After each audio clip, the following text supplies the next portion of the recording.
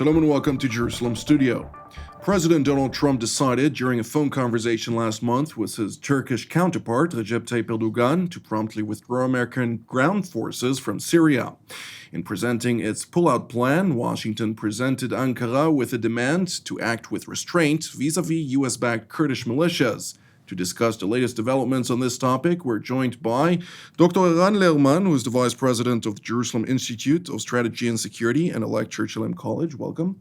I'd like also to welcome our TV7 analyst, Mr. Amir Oren, and Mr. Ceng Sagnic, who is a coordinator of the Kurdish Studies program at the Moshe Dayan Center at Tel Aviv University. Welcome. Mr. Oren, give us a broader update on the latest developments vis-à-vis this topic.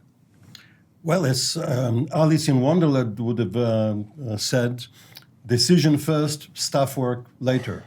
President Trump, as the commander-in-chief, has made his decision, and his subordinates have tried to finesse it, to find some ways of a more deliberate pace, to put some conditions to his decisions, and it's very difficult, which is why President Erdogan canceled his scheduled meeting with National Security Advisor John Bolton, why Secretary of State Mike Pompeo, when he was in the Middle East on a grand tour, was bombarded with questions for which he didn't really have answers. And the dilemma is how to fulfill Trump's vision of America first, of going home, not investing in places of what he called only sand and death, rather than great wealth, namely no oil,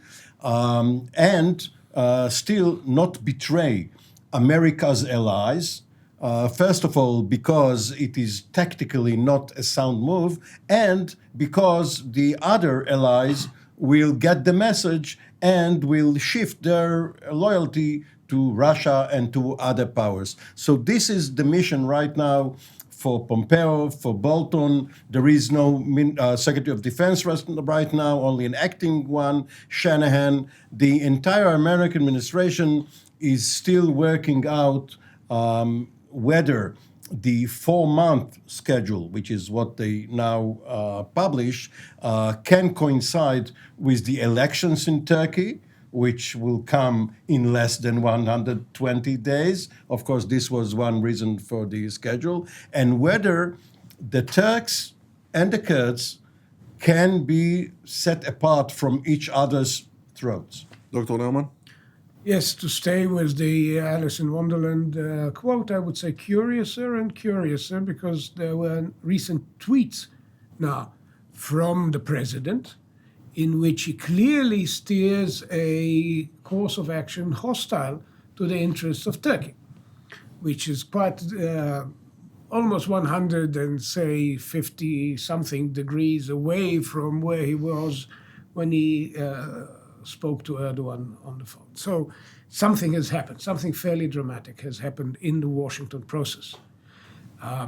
Part of it has to do clearly with the work of to borrow a Turkish term, the deep state, the professionals, the soldiers, the heads of the National Security Council, some foreign service individuals working through Bolton, working through Pompeo, but also very clearly the imprint of Congress. Mm-hmm. I think the turning point, if I can trace it, was the conversation with Lindsey Graham, who was clearly committed to assistance to Rojava, to the American allies, the Syrian Democratic Forces, which all of us know to be essentially Kurdish-led, predominantly Kurdish organization. There was, I believe, a sense there of moral obligation to people who not only stood shoulder to shoulder with Americans in the battle, but also are the ones who turned back the tide of IS ever-expanding growth in the Battle of Kobani. The Battle of Kobani still has some resonance with people who remember. Let me ask you this. When President Trump made his announcement on social media, immediately President Recep Tayyip Erdogan, during a AK faction address, declared that there's going to be this big operation against the Kurdish forces, or the terrorist elements, as he put it, of northern Syria, and that Turkey will also, among others, fulfill its commitment to the United States in also continuing the battle against Islamic State,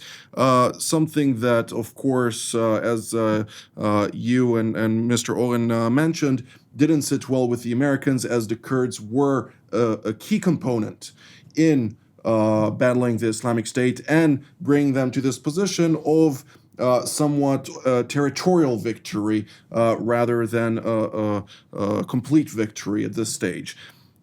When we're looking at this situation, we see that President Trump's national security advisor, John Bolton, came to the country here in Israel, later to Turkey, to present both countries, both American partners and allies, with the plan for the pullout. In Israel, he presented, of course, the Israelis with things that touch on Israeli concerns and Turkish concerns. But when Bolton was here, before he came to Turkey, he announced that the United States would not pull out its troops from northeast Syria unless there are Turkish assurances that the Kurds would not be attacked, something to which brought about a significant shift in the Turkish rhetoric towards the United States, a lot of anger, obviously, and instead of holding a meeting between Bolton and President Erdogan, he was downgraded to his spokesperson, who happens also to be his son-in-law. But to what degree does this actually show the entanglement of the prompt decision? Look, clearly, there's an element here that Trump did not fully reckon with initially and had to be brought in, which is uppermost in the minds of Pompeo, Bolton, even the Americans, and certainly it is paramount from an Israeli point of view. In addition to the moral obligation to the Kurds and the general wisdom of not abandoning allies, there's also the simple fact that if the Kurds are left to their own devices, facing an imminent threat of another Afrin several times over, they will do the obvious thing and turn to the Syrian regime and to the Iranians for help. And as a result, an organization with significant capabilities will have turned over from being a pro-Western, a pro-American element in the regional equation and become another adjunct of the Iranian campaign to build this strategic bridge from Tehran to the Mediterranean. So strategically, the last thing you want to do is leave Rojava fighters to their own fate, because in that case, they would link up with the country that is uppermost on our list of enemies, on the American list of enemies, and of course on the Saudi list. And not do the same mistake that President Obama did when he just left the region and a vacuum emerged where the Russians and the Iranians actually were allowed to fill that vacuum. But Mr. Sagnic, when we're talking about this decision, the Kurdish militias in northeastern Syria obviously felt, to a certain degree, and justifiably so, abandoned after assurances were made to them that Washington would not abandon them at the first place. But instead of, presenting a gulf of their own interests, they immediately, through Russian mediation, started to discuss, or at least major parts of the Kurdish forces there, with the regime in Damascus about re-bringing or reintroducing the possible return of the Assad regime to Kurdish-controlled territories. To what degree does that not threaten the American goal from the get-go in fending off the Iranian influence, which is coming along or is aligned with the Assad regime to begin with? Well, the decision by President Trump to pull out the troops from Syria did not only catch the Kurds by surprise, it caught everyone by surprise, and especially the Kurds.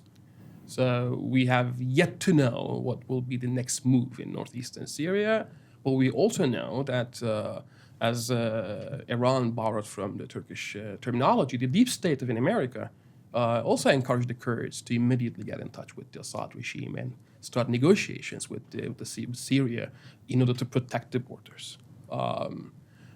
Even though I still don't believe that a large-scale Turkish cross-border invasion will happen anytime soon unless the Turks will decide to do some strategically selected.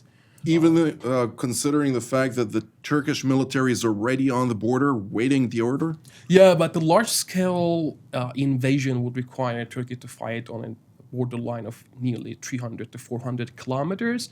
It's unlike Afrin, it's a very challenging battle. We're talking about 60 to 70,000 battle-hardened YPG militias waiting for the Turkish invasion. So I suspect that Turkey would initially plan for such a large-scale operation. The Turkish intention, the Turkish strategic plan was to pull the Americans to the Turkish side and decrease the support for SDF and YPG, at least on some fronts, so that intelligence could be shared with Turkey.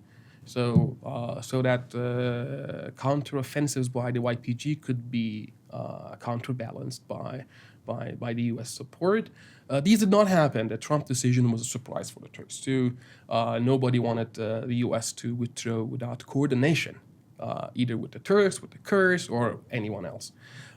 With regards to the Kurdish militias in northeastern Syria, it is no surprise that they have always kept this emergency exit to the eastern camp, so-called the Syrian regime and the Russian camp.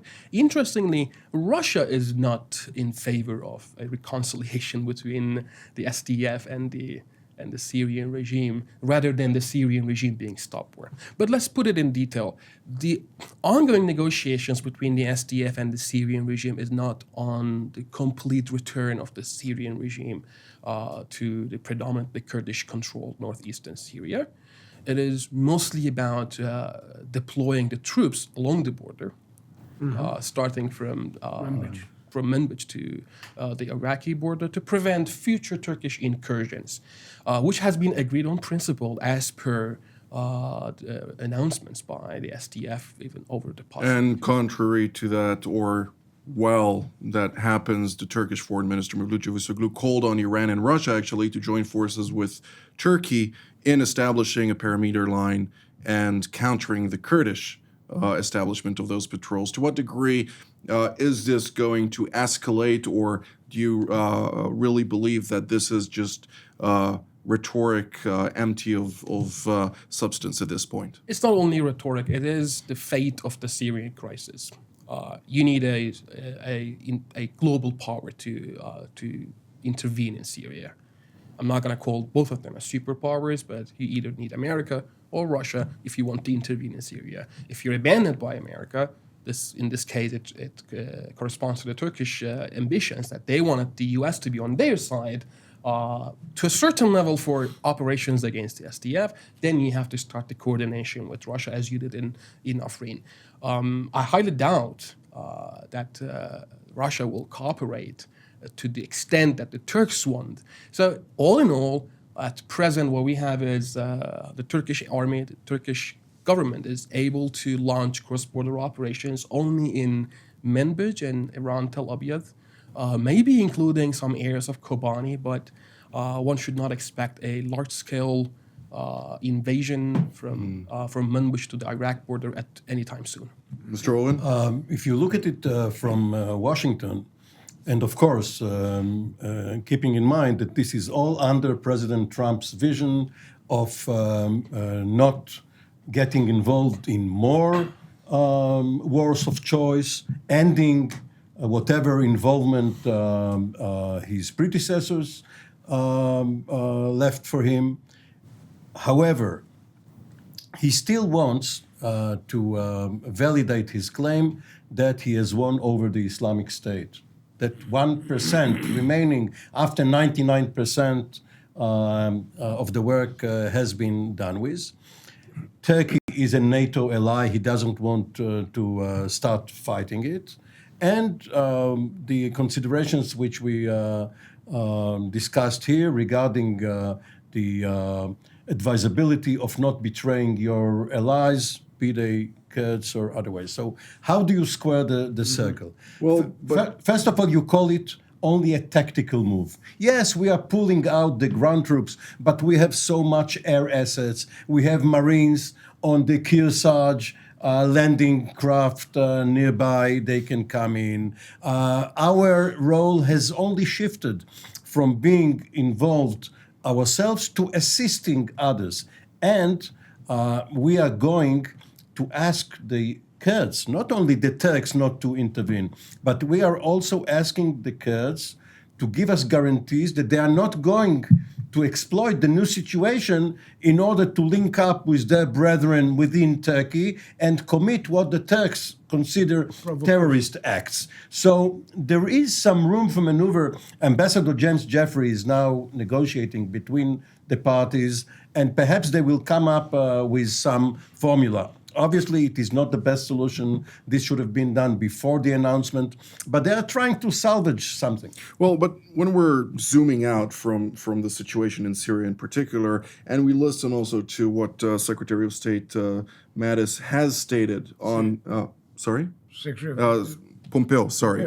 When Pompeo stated that even though we're pulling out militarily, as you say, they do have a vast airport, and they're still committed to U.S.-led coalition airstrikes against Islamic State targets. We see that the Sixth Fleet is not planning on leaving the Mediterranean Sea. The Fifth Fleet is entering the Persian Gulf, and the Americans are engulfing this whole region with different assets, a lot more powerful than just 2,000 troops.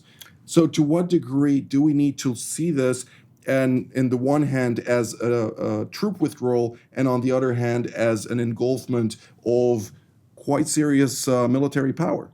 When I hear you make the case, I'm almost convinced.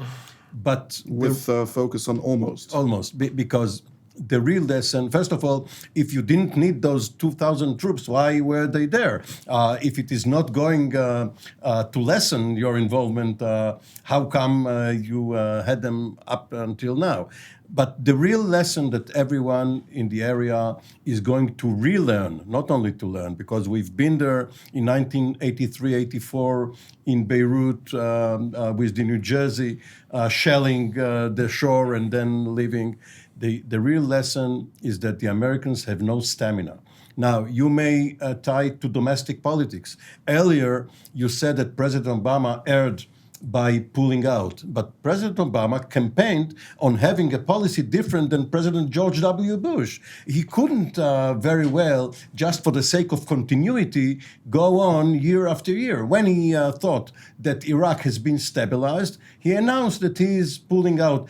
Even though there still is some presence, they changed the name of the campaign, but the lesson was not lost on anyone. The Americans came in for the duration of a certain campaign. They want to go home, and they want the locals to do the dirty work. And because Turkey is going to be there forever, Iran is going to be there forever, Israel is going to be there forever, it will be left for the locals, plus Russia, for which it is part of the near abroad, to do whatever is left of Syria. Is it more about sharing the burden, Dr. Lerman? Well, there's certainly a theme in Trump's position right from the beginning. Let's create a situation in which the locals will have no choice but to pitch in and absolve the U.S. from the duty of doing it with U.S. forces. That's very much part of his philosophy, basically. That's how he plays the game. It's very transactional, so to speak. Let us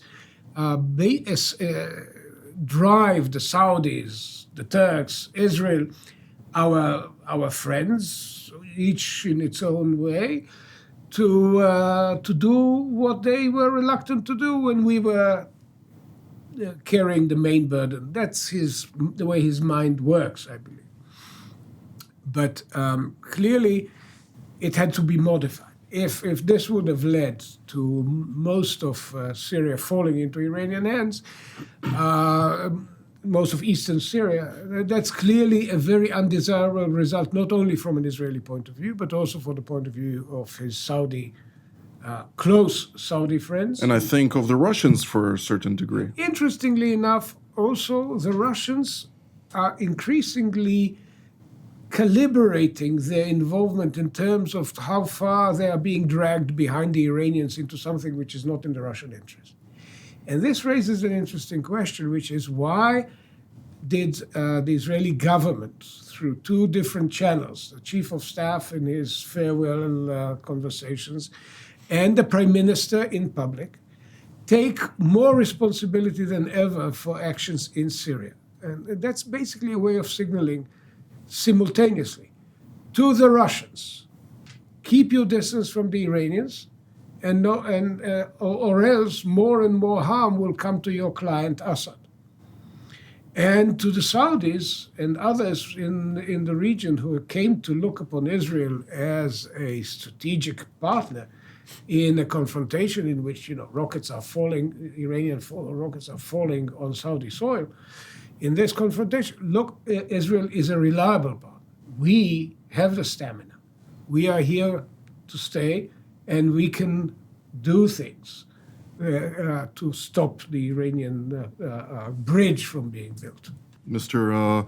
Sagnic, when we're looking at the Kurdish response to this whole situation and attempts by various American officials to reassure the local militias of ongoing support from an aerial perspective at this stage, do you believe that they will still be reluctant on trusting the Americans at this point and continue their progress toward finding a normalization of relations with the Assad regime in Damascus? There's no return from the prospect to normalize relations with the Assad regime, to have stable relations with Russia, not to provoke Iran further, and if possible, not to provoke Turkey further.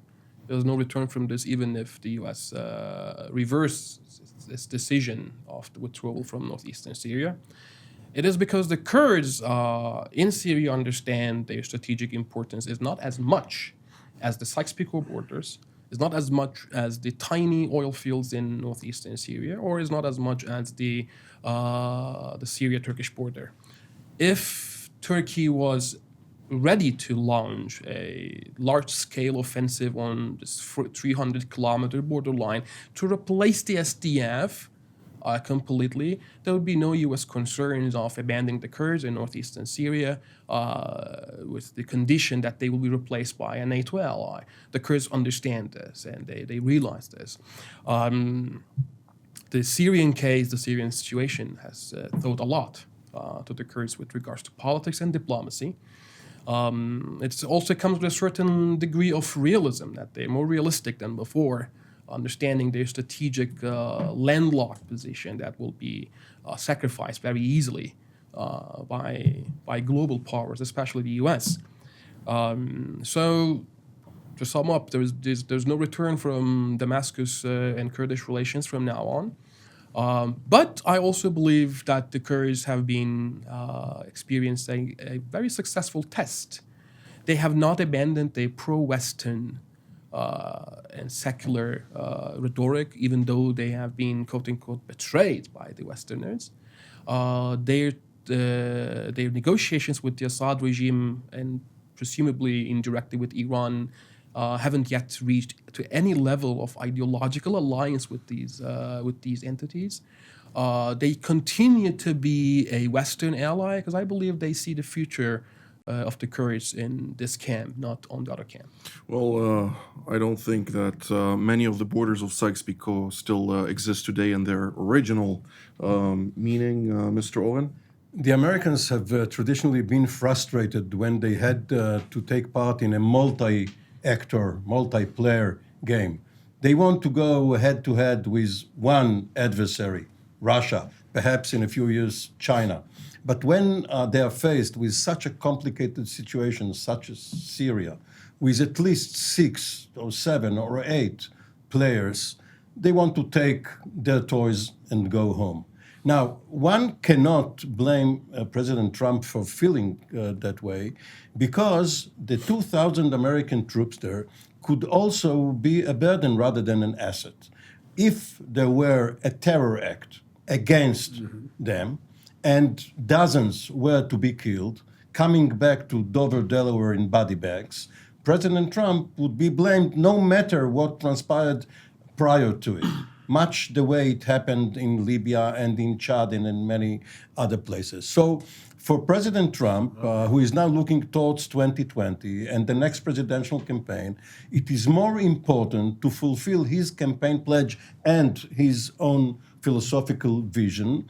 And as he said to Erdogan on this phone call, and I'm paraphrasing, you like Syria? Fine, it's all yours. Come in. You can take care of it. You, Iran, whoever. But you should replace us. That is Yes, you should. Replace us. It's your quagmire. It's your booby trape. Take it. You can't really rely on us to stay there or anyone else and do strategically selected skirmishes with anyone that you choose there. If you are going in, you either go full-fledged or we decide who goes in. Well, we're drawing near to the end of the program, so I'll give each and every one of you the opportunity to have a closing sentence. Dr. Lerman, we'll start with you. Right away after that Trump decision, I still felt, and I still do now, I'm encouraged now to believe that the SDF and the Rojava project is not lost. That there with firm American support, even if it takes the shape of pressure on Turkey, and with arms and equipment for the fighters, it can be defended. Mr. Sagnic? I believe the same way. It can be defended. The Kurdish project in northeastern Syria will remain, even if it is protected by the Assad regime. The advantage of an Assad regime's return to northeastern Syria will be keeping this pro-Western force of over 60,000 fighters ready in northeastern Syria. It can always be utilized again. The next issue to be decided in this regard is not in northeastern Syria, but in southwest, the Tanef region, Jordan, Israel, the Druze community of Sueda, another hotspot. Well, I think it's very important to remember that it is an American interest to remain in this region, but this is all the time that we have for today, so I'd like to thank Dr. Lerman, Mr. Oren, and Mr. Sagnic for being here today. I'd like to thank our viewers as well, and we'll see you next time. You just watched TV7 Jerusalem Studio. We encourage you to pray for the challenges raised in today's program. If you were blessed by our production, please consider supporting TV7 Israel. The details of our respective bank accounts for donations from Europe and the United States appear on the screen. Your generosity allows us to continue to serve God's calling, to broadcast content that truly matters through TV7 Israel from Jerusalem.